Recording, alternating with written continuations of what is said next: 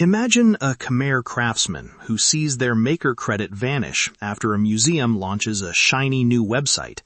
The photo remains, the object remains, but the name, the work of hands and lineage, disappears from the public record. Let's break this down clearly. Small technical choices can erase real people from history.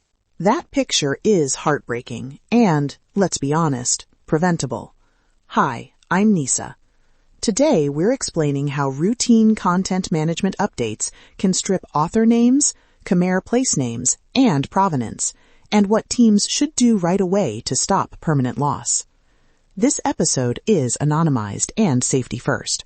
We won't name vendors or share unredacted exports. Here's what's happening in our world today. Migrations and redesigns often come with default export settings, field remapping, and schema changes. When those defaults are left alone, metadata fields that carry authorship and provenance can be dropped or flattened, and the new public site becomes the lasting public record. Let's take a closer look at why that matters.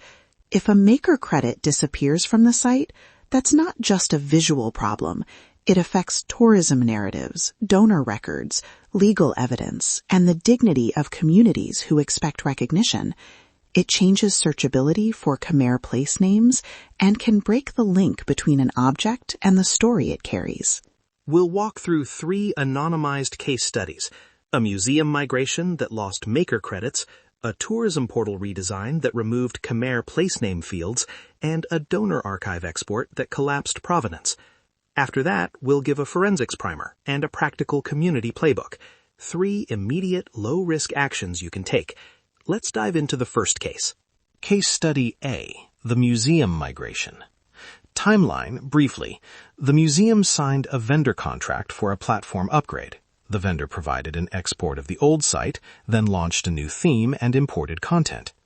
Post-launch, staff noticed hundreds of maker credits were missing or moved to a generic attribution field with no names. Public search for certain Khmer artisans returned empty. What likely happened there is field mapping mismatch. The old CMS stored maker name as a distinct field. The new system had no direct match and mapped it into a catch-all field. Or the export template didn't include that field at all. Either way, the structured link between object and maker disappeared. The museum team did 3 important things right. They kept a frozen copy of the pre-launch database snapshot. They recorded vendor change logs, and they documented the exact export file names and timestamps. Those artifacts are the difference between recoverable metadata and permanent loss. And the recovery path was careful.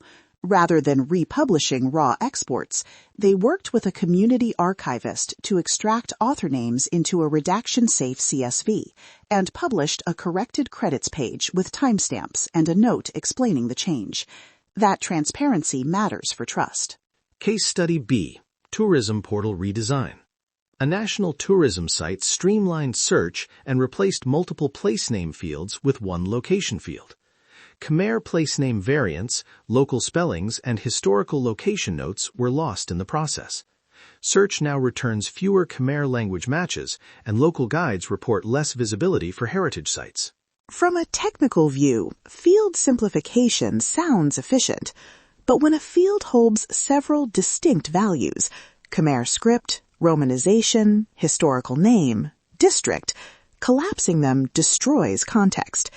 Visitors searching using Khmer script no longer find the local page as easily.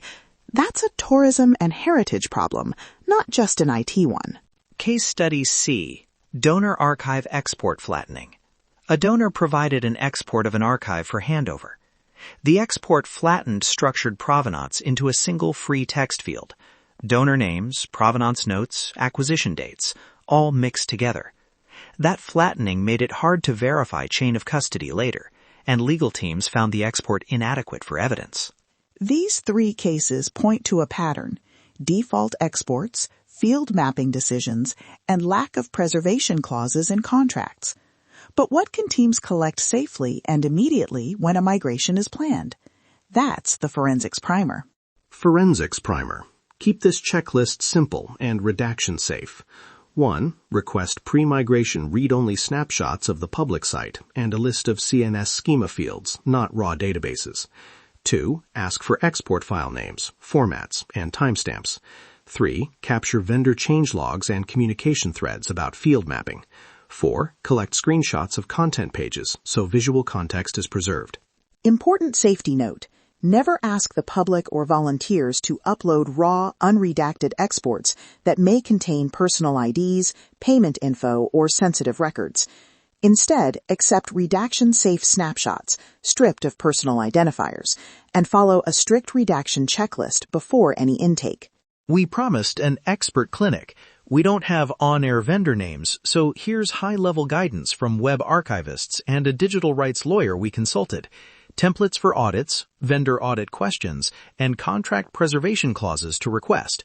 We'll summarize the essentials now and point listeners to subscribe to receive sanitized templates. Vendor audit questions to ask before any migration. What exact export formats will you produce? Which CMS fields will map to the new schema? Will you provide a read-only snapshot and verified timestamp? Will you include a list of fields omitted from the export? Can you provide a copy of vendor-side changelogs? And very importantly, will you sign a preservation clause that guarantees we keep original metadata accessible? Contract language to insist on. Again, high-level and non-legal wording you can use with your legal team. Include a preservation clause requiring the vendor to supply, at minimum, a read-only pre-migration snapshot, a full field map report, and a verified time-stamped export. Add a requirement for vendor cooperation in a metadata remediation plan if fields are lost during migration. Remember, avoid public naming of vendors without legal sign-off. If something goes wrong, document and redress quietly and constructively first. Seek solutions that restore provenance and protect contributors before public accusation. Community Playbook. 3 immediate, low-risk actions you can take today. 1. Run a pre-migration metadata audit using a simple checklist. 2. Request and preserve read-only exports and verified timestamped snapshots before any changes. 3. Insist on preservation and remediation clauses in vendor contracts. Those 3 steps dramatically reduce the risk of permanent loss. To make this real, here are quick examples. The audit checklist should list critical fields: maker name, place name locale, provenance notes, acquisition date. The snapshot should be read-only and hashed or timestamped by a third-party service when possible. And the preservation clause should require vendor cooperation for a metadata remediation plan if data is missing post-launch. Viewer connection. We received an anonymized tip from a listener who noticed a missing credit after a site refresh. They were worried about exposing contributor emails, so they asked how to report it safely. The correct approach: collect a redaction-safe screenshot, note the URL and timestamp, and send it through a secure intake channel, never public comments.